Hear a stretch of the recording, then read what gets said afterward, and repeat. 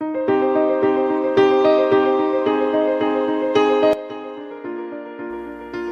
to Expanding Your Faith, a podcast hosted by Bishop Greer Godsey of the Old Catholic Churches International. Expanding Your Faith brings together a panel of well-educated clergy and laity to discuss modern events with a biblical perspective. Our podcast is about to start. Please stay tuned.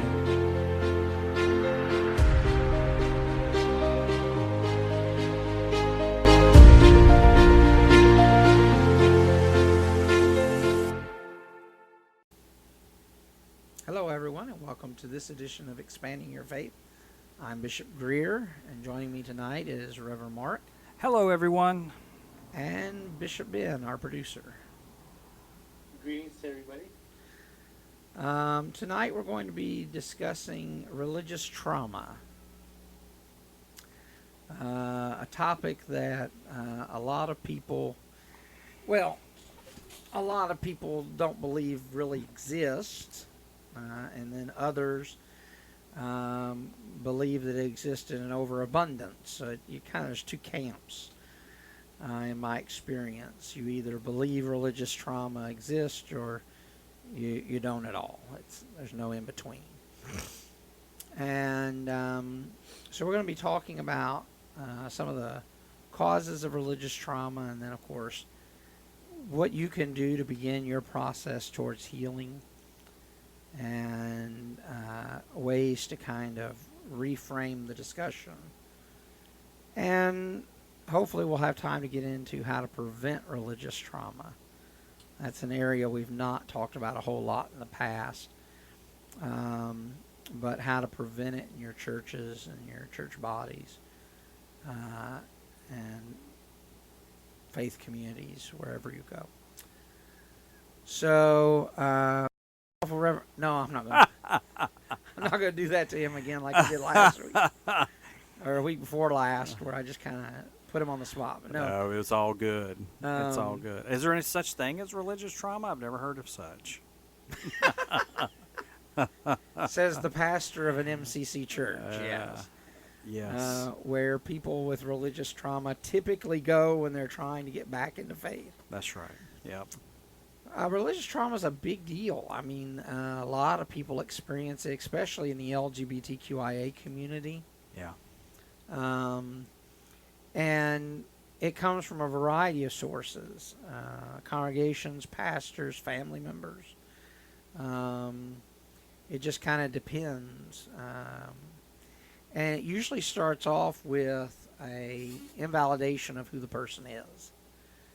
You know, that's where it starts. You know, somebody comes out as gay or lesbian or transgender, bi, or, you know, one of the members of the alphabet mafia, and suddenly they find themselves on the receiving end of a big old stick. Yeah.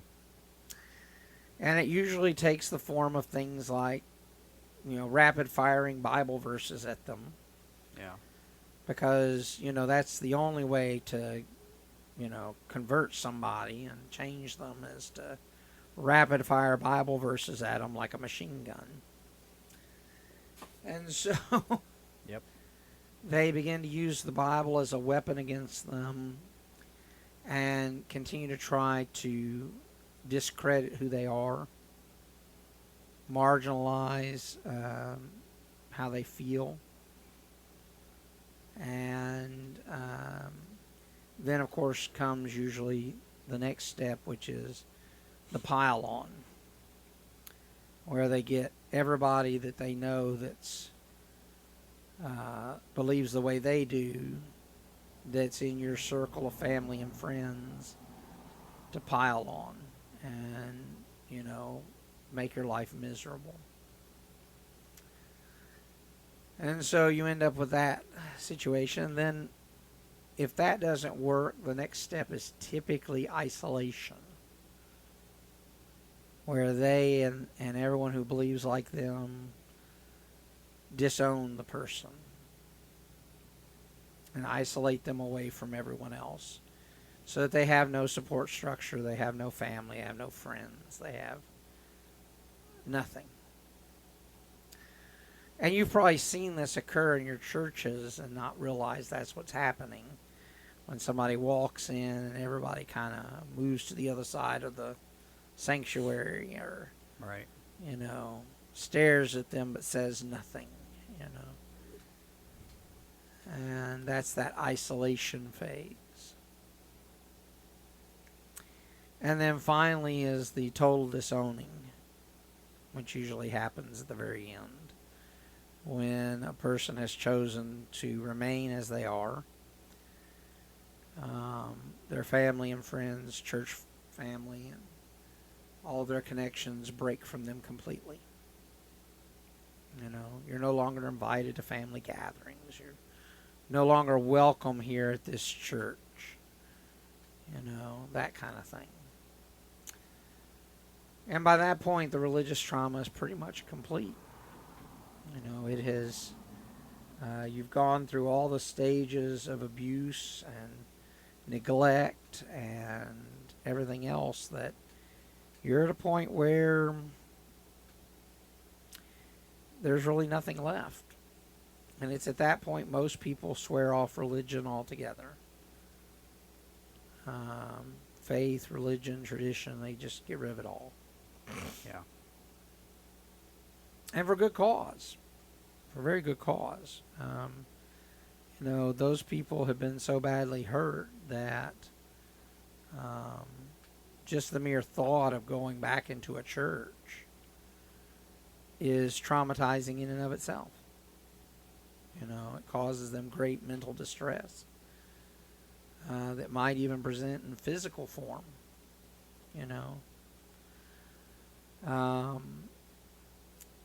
In the last couple of years, the amount of people experiencing religious trauma has gotten to be so much that the American Psychiatric Association actually added it to the DSM-5, which is the diagnostic book that all psychologists use to help them diagnose mental health issues. And they actually added it as a VCO, which means it needs more research, but is something that is pronounced enough that it is a mental health concern. And so religious trauma is now considered a mental health concern because so many people suffer from it. And that in and of itself is kind of sad and telling,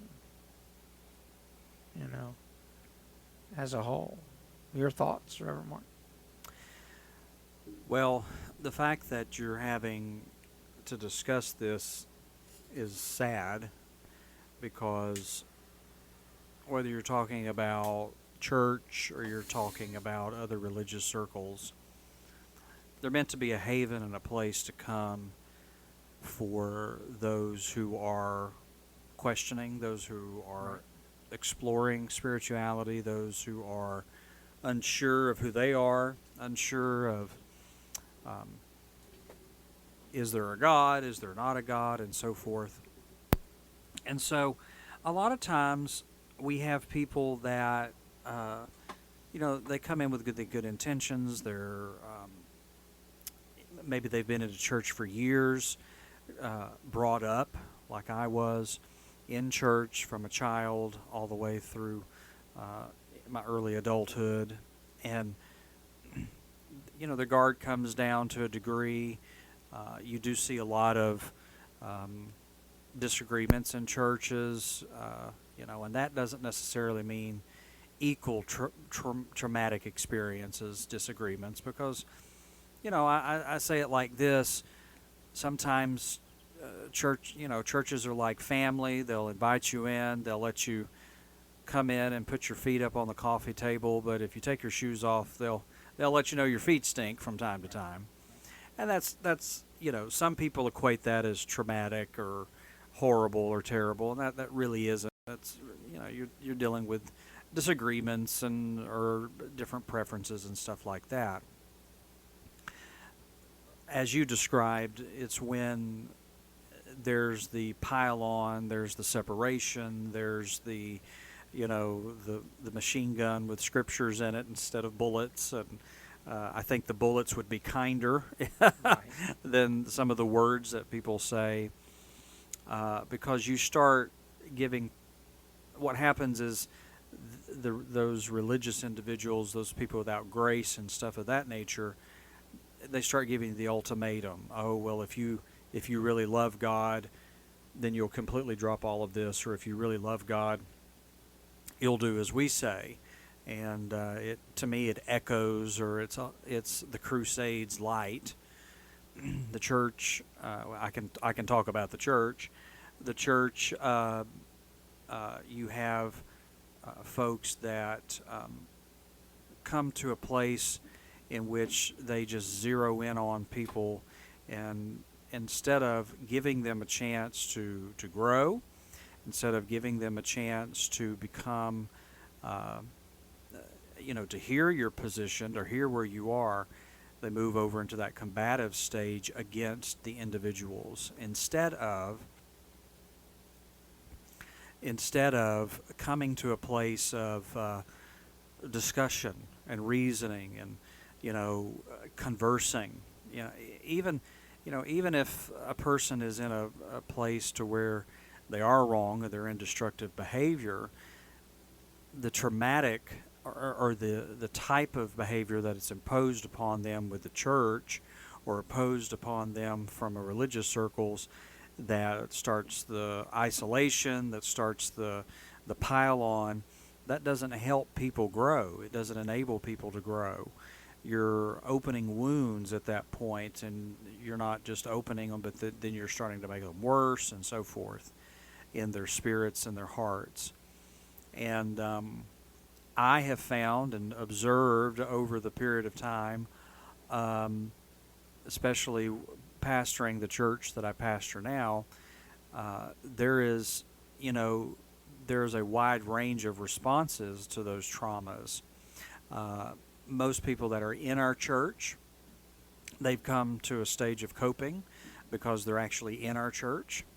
However, there are still some triggering things, and they either land on the withdrawal stage, the we're not going to talk about it stage, or I'm automatically angered by some of the stuff. Right. And so it's a real thing. I'm not talking about you had a disagreement with the type of color on the carpet. We're not talking about, y'all chose to go from hymn music to now you're using drums and stuff that was written in the last 20 years. Those are, again, preference things and disagreements versus true traumatic experiences where, I would dare say some of the pastors, some of the leaders, some of the people that are held in high esteem by those who the trauma is inflicted upon,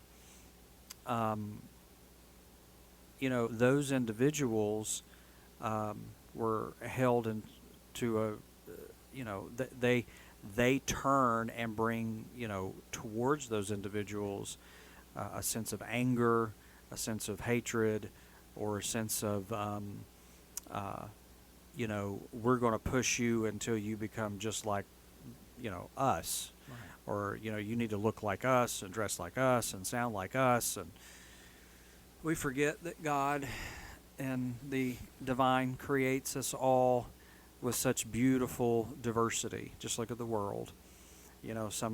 Some places in our world are lush and green. Some of the places in our world are cold and frigid. Right. Some of the places in our world are brown, and other places are a combination of both. And you move over to the flowers and the trees, and you see diversity everywhere, even in humanity. And so I think the church has a real problem that we have to make everybody look exactly like us, act it like us. But, if you take a step back in generalities, every author throughout Scripture, we're talking about the Christian perspective at this second, everybody are there, and they're in a place where they're all different.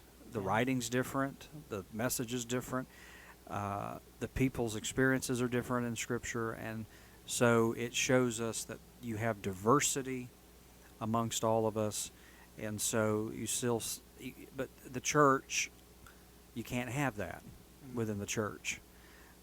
You're supposed to, Yeah. because Jesus approached and accepted everybody, but a lot of individuals and leaders and pastors, they don't like that diversity. They want everybody to look exactly and the same and sound the same. Right. And I think trauma is real. I think it needs to be explored and studied so that we can really help people back into a healthy relationship with faith communities and with our Creator. Agreed. Bishop Ben, your thoughts?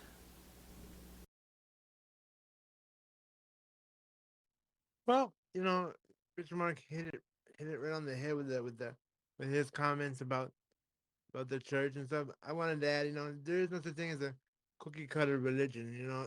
Every religion has their faults, no matter which way you look at it. But it also comes down to the religious leaders, which is us pastors. We're in charge of the flock, and ultimately, our words, if we don't choose them correctly, can hurt somebody, devastatingly hurt them for life.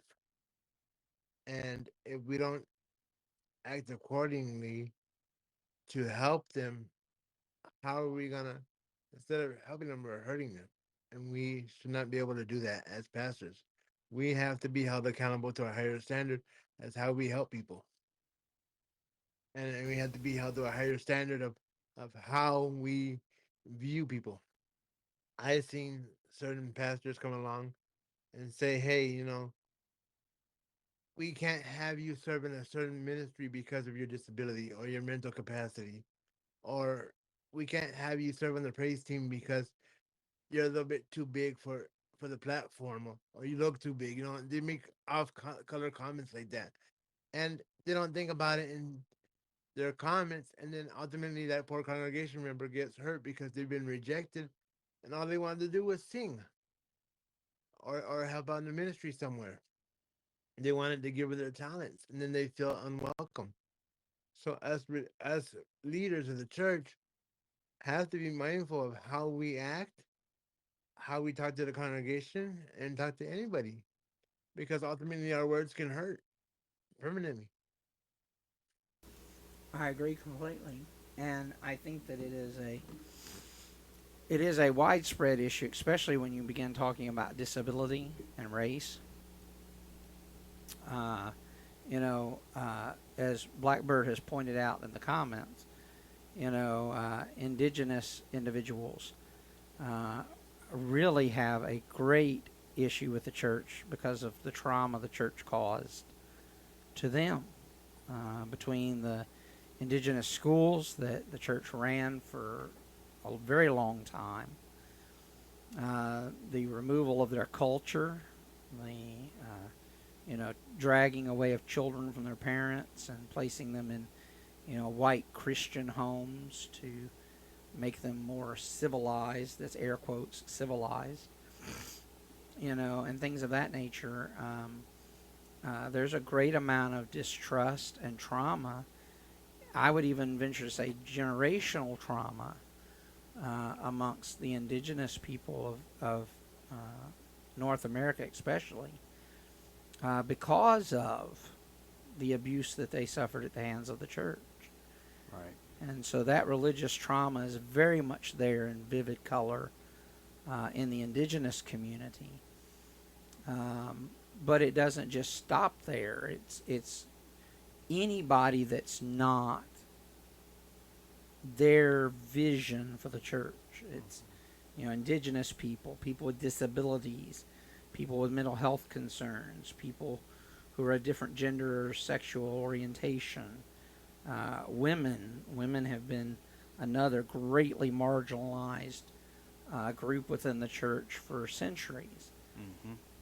And and in some ways still to this day women continue to be marginalized in churches.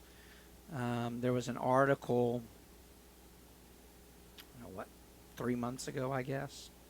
The Southern Baptist Convention threw out Oh yeah. several churches in the South who had female pastors, not even senior pastors, but just pastors, associates working with a larger team of pastors, and they threw them out of the denomination because they had females in the pulpit.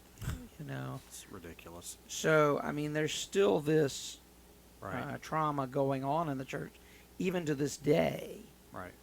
and it's appalling and it's sad. Yeah, and you were talking about individuals with disabilities and people that were.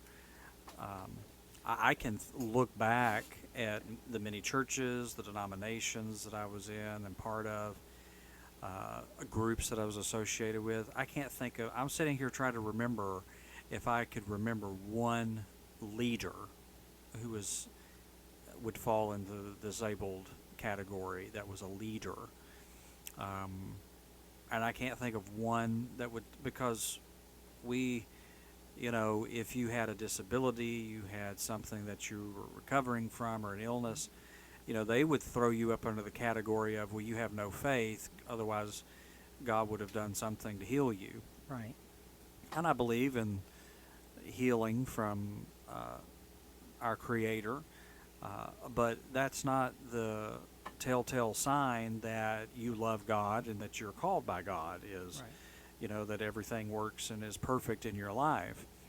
A lot of times leaders would, mask their disabilities or mask the things that, that they claimed that they were perfect and immune from. And which is a sad thing, because then you have people that you're teaching and ministering to and trying to encourage, and basically you're telling them, well, you're not, there's something wrong with you beyond what is obvious. There's something wrong with you because God must not care for you. That's a horrible message to be spewing and spouting and attempting to preach, quote unquote, to the congregation, because we're supposed to be bearers of good news. We're supposed to be bearers of encouragement and grace and mercy.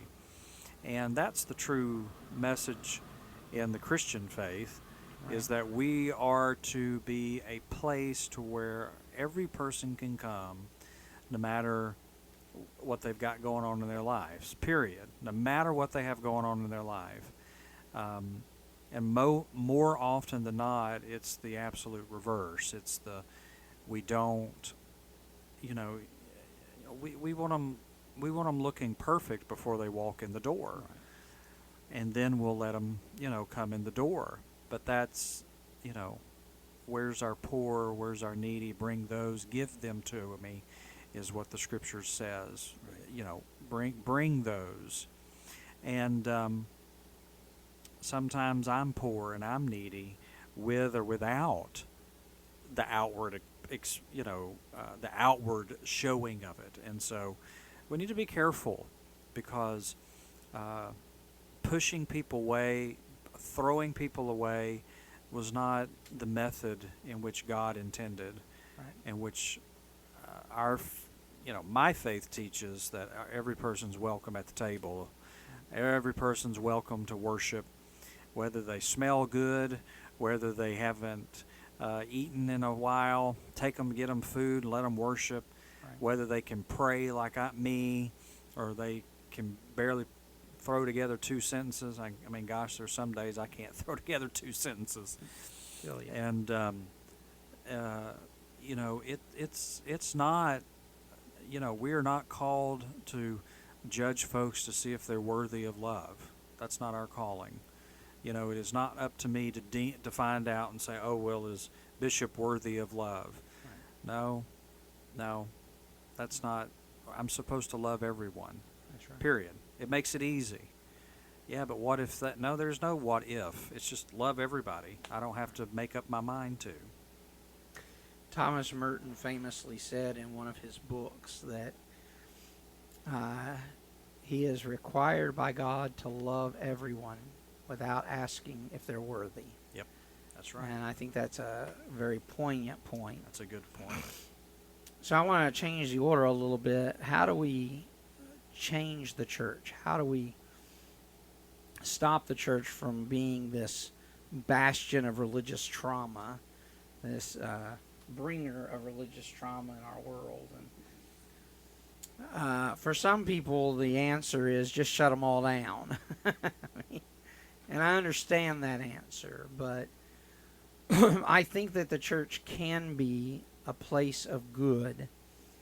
It just requires an overhaul, a change in the way it is led, a change in the way that it interacts with its congregation, its people. Mm-hmm.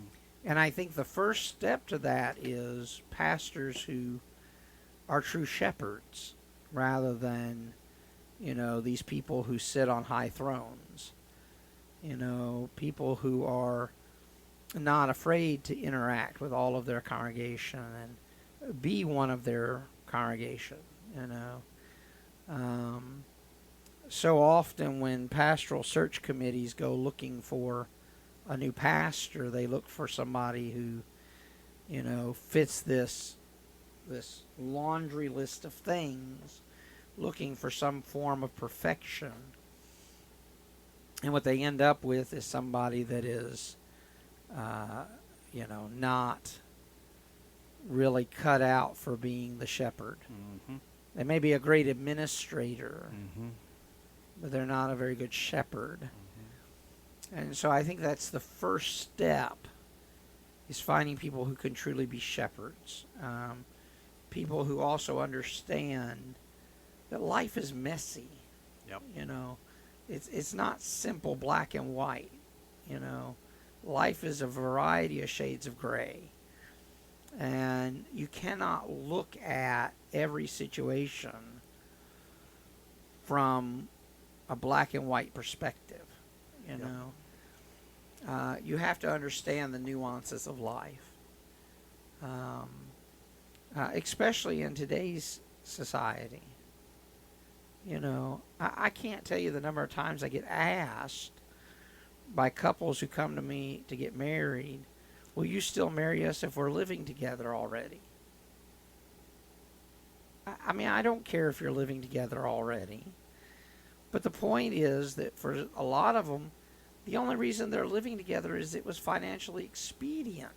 Yeah. They couldn't survive on their own, alone. And so they moved in together to, be able to survive together. Right. No, I don't care. God doesn't care that they're living together, But so many people are turned away from the church because, well, you can't be living together before you get married. I got a phone call a few months back from one of our clergy who said, I have this couple who just came to me from down the street at the Roman Catholic parish, and they were going to get married at the Roman Catholic parish, had the date and everything, had the invitations printed. The pastor found out that they were living together and called the wedding off. Said they had to move out, live separately for at least 6 months, and then he would marry them. That is insane. Where's that 6 months in Scripture? Right. That's insane. And of course it caused religious trauma to the couple because now they have all this stuff. They've got the invitations printed and sent out, and caterers and DJs and everything else, everything planned, and now they're going to lose a ton of money and have to start all over. Thankfully our parish was able to help them, and they didn't have to change anything but the location. And so, but that's the kind of thing I'm talking about. We need pastors who understand what's going on in life, the nuances of everyday life. Yeah. And we need pastors not afraid to stand up to woolly congregations. Congregations who cause trauma by their actions.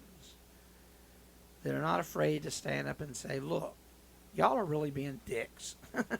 Yeah. Maybe a little more diplomatic than that.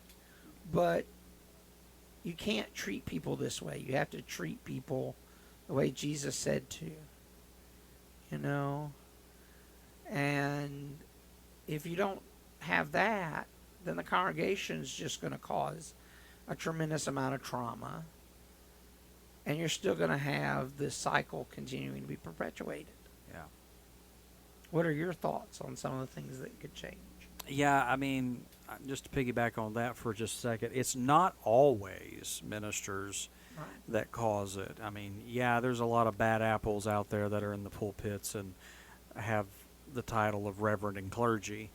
But there are some congregations that do their fair share of turning on folks. Right. And, you know, again, they don't fit into the mold. They don't look like this person here or that person there. And yes, it creates a huge amount of trauma. It's a clique. It's a club instead of a welcoming and opening community and family. And, you know, that's the main thrust for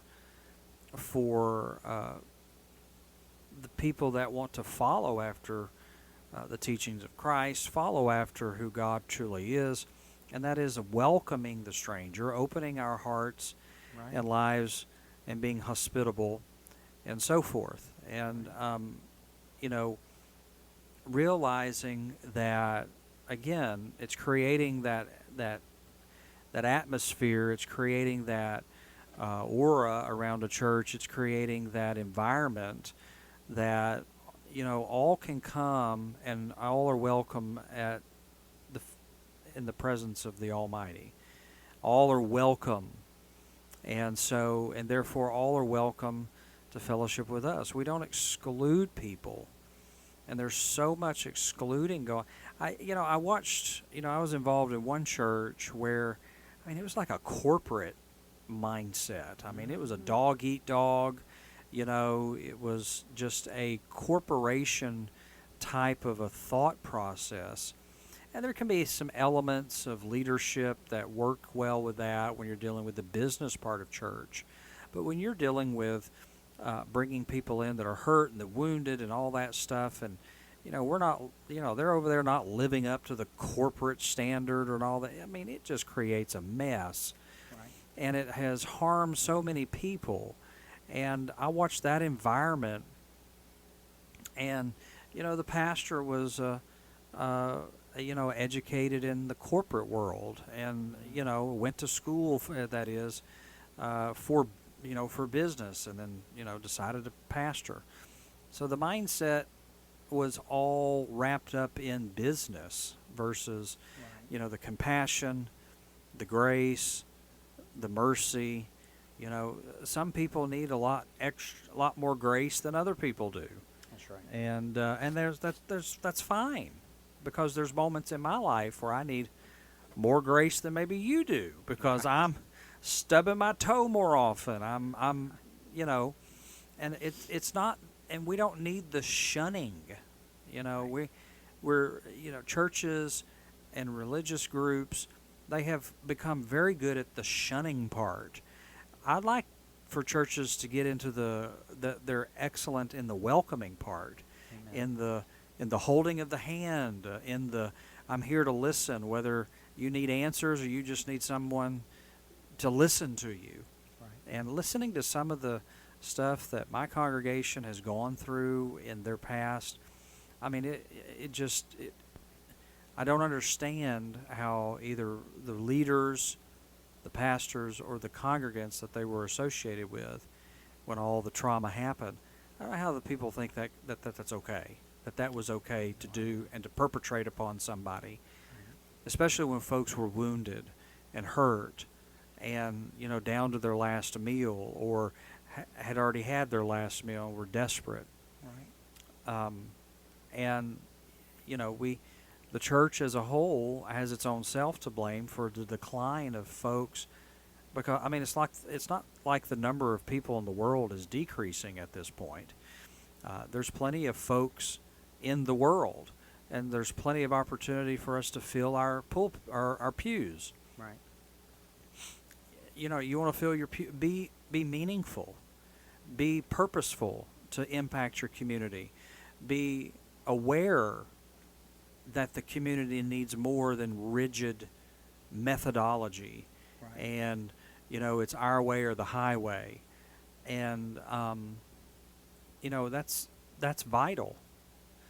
And you look at uh, people throw out some corrective scriptures and things that are meant to have ourselves self-examine, but they'll neglect to quote the scriptures that tell us to welcome the stranger, open our arms and hearts to those that are in need. And how about those scriptures quoted just as much as the, you know, fall on your face and lay before God and examine your soul and your heart? All right. Bishop Ben, your thoughts?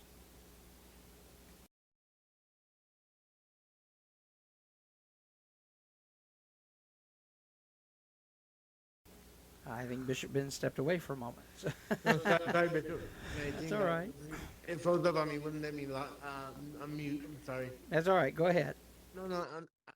Good thoughts on Reverend Mark was saying, and to talk about like he was talking about the congregations and how how some people have been really hurt and stuff like that. But we also need to think about too, like Father David mentioned, and it's a great comment that he mentioned about Pope Francis.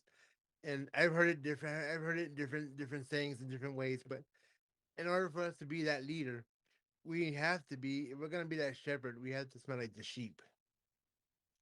And that was a great point for us to be that shepherd. We have to be able to put ourselves in the shoes of the congregation because we don't always know where they're coming from from their life. We don't know what trauma they have faced, either be religious trauma or family trauma, with the family being Christian or born again Christian, or whatever faith it may be, putting that extra pressure on people. And we never know. So we have to be mindful of how people think, and how they feel, because we don't know what their walk of life is gonna whether the walk of life has been and where they're coming from. So we have to be mindful. Plus, plus we have to be compassionate and caring, but we also have to have that steady hand to say, like Bishop Greg just mentioned. We have to have that steady hand to say, hey, if your congregation is misbehaving and you see it, we have to be able to correct it, because the other outsiders are gonna see how the congregation is acting, and they see the leadership not correcting that guidance and giving that correctful guidance on how to fix it. They're not gonna want to stay in their church where they're not welcome. That's So so very true. we have to make the church welcoming, because we are we're not a country club. We're here to help people come and get guidance and get help. We're basically like a hospital, We and are. we're trying to mend those souls. I'm sorry, Bishop. That's right. We are. We're a hospital for those who are hurting and needy, and those who need healing. And we need to act like that rather than like we're a country club. We did a poll at the beginning of the podcast. Dr. Butler, one of our moderators, put up a poll and asked. The question was, who was responsible for the most religious trauma to those who were in our life at the time? 75% said the congregation. Wow. Only 25% said pastor or priest. I would have thought the other. I would have thought it would have been the opposite as well. But,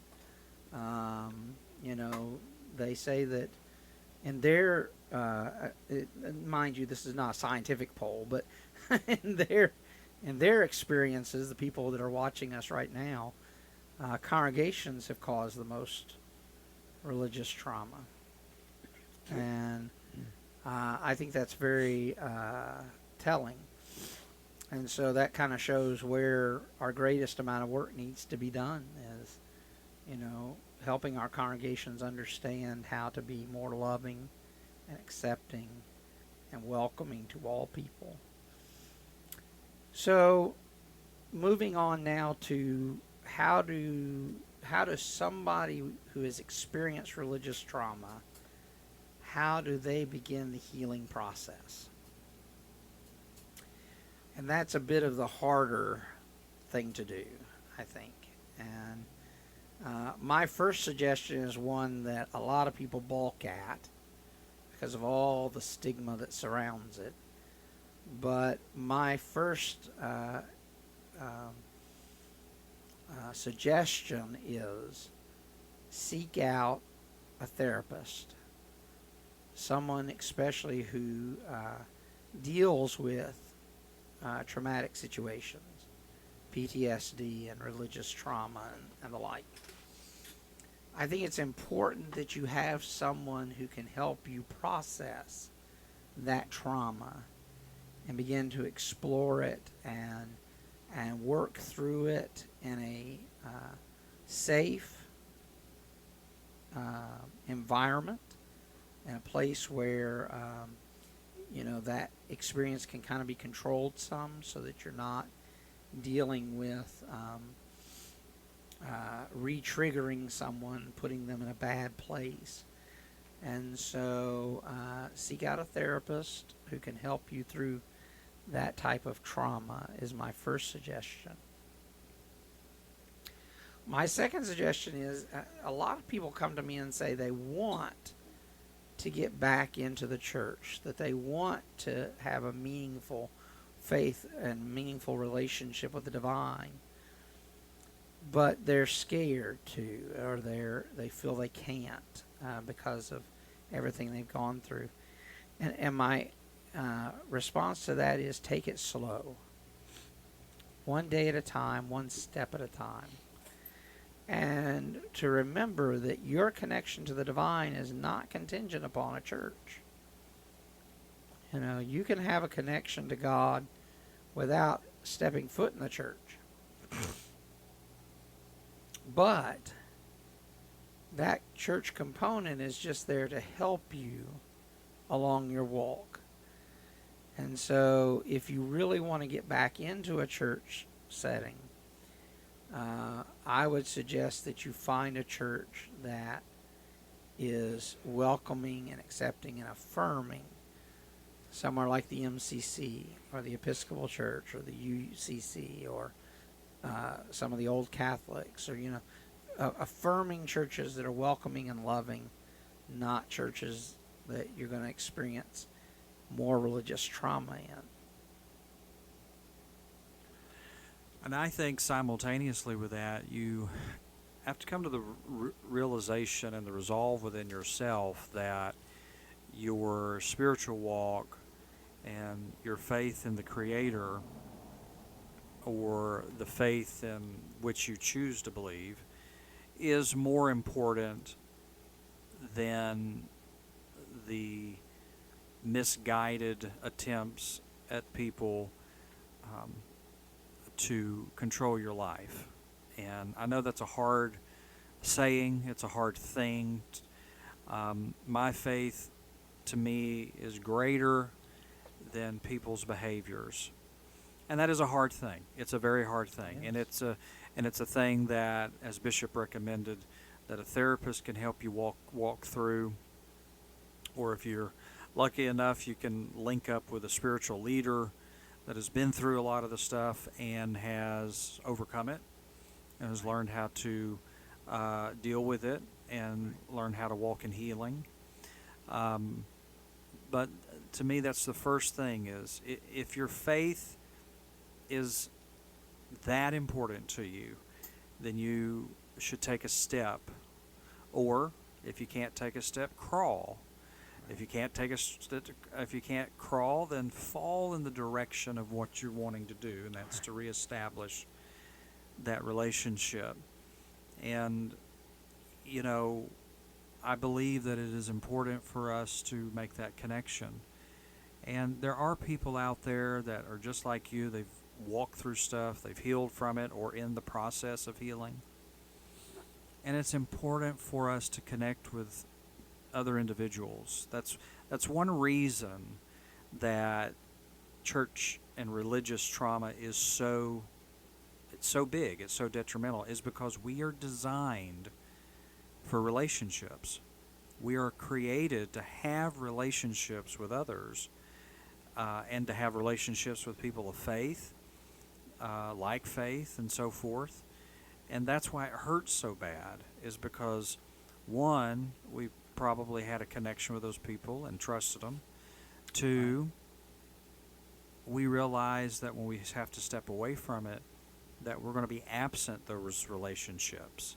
Right. As much as introverts and people that don't care to be in crowds talk about not wanting to be around crowds or a lot of people, they do want some form of connection with another person, with humanity.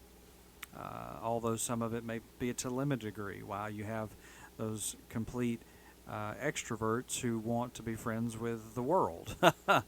And God bless them, because I'm more of an introverted individual. But, not, and here's the last thing that I would throw out there to you. Not everyone is the same. And what I mean by that is not everyone is out there perpetrating traumatic moments and trauma upon other people.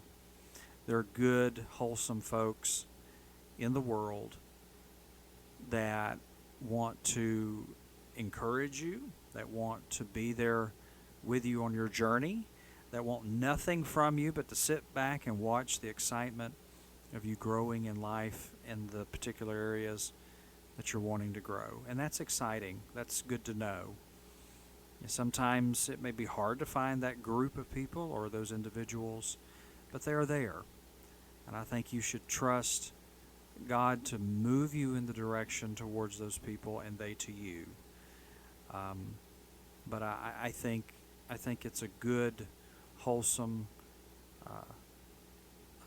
recommendation to seek out someone that's of a professional nature that can help you start. I've had a lot of therapists and professional mental health individuals in the area that have recommended people that have gone through trauma to our church, and but they continue to obviously see that individual as well on a professional level. And I think hand in hand, if you are in the right place with a spiritual community and with a professional, you can see healing come to your life. Right. And I know it's hard to make that, to accept that there are people there in the world like you wanting to heal as well, or who have healed, but they are out there. And you can get through this. I encourage you tonight, today, whenever you're listening to this, you can get through this. You can make a difference in your own life, in the lives of others, and you can connect to your faith that is meaningful and that brings hope to you. Right. Absolutely. I was looking here. One of my favorite authors is Henry Nouwen, who wrote The Broken Healer, along with several other books. And one of the things that he reminds us of when it comes to dealing with things like religious trauma, especially congregations and people, is spiritual identity means we are not what we do or what people say about us. And we are not what we have. We are beloved daughters and sons of God. And I think ultimately that's where we come to in this discussion, is that we have to begin the process of letting go of those past traumas and begin working towards reclaiming who we are in God and understanding that we are loved beyond words, and by a God who is just as appalled, just as sickened by the way people treat each other as you and I are, and who wants us to live a life that is one of love and compassion and care for all people. So I hope that you will reach out today and begin your process of healing. If you've experienced religious trauma in your past, and begin that process of healing so that you can once again begin to reach out to others of faith and love and compassion, and find that not all Christians are the same. That's right. Well, folks, that is it for tonight's podcast. Bishop Ben, did we have something on the agenda for next week? No, you all were discussing. It was open ended. I think you were discussing coming almost close to the end of the season pretty soon, but we haven't gotten to that schedule yet. Okay, so we'll have a topic before next Saturday, and we'll do something that I'm sure you all will enjoy. Thank you, Reverend Mark, for being here tonight. It was a blessing. Sorry I was late. No, you're fine. And Bishop Ben, thank you for being here as well. Thank you all for your having hard me. work. All your hard work as producer, we appreciate that. Until we once again attempt to expand your faith, keep shining bright, my friends.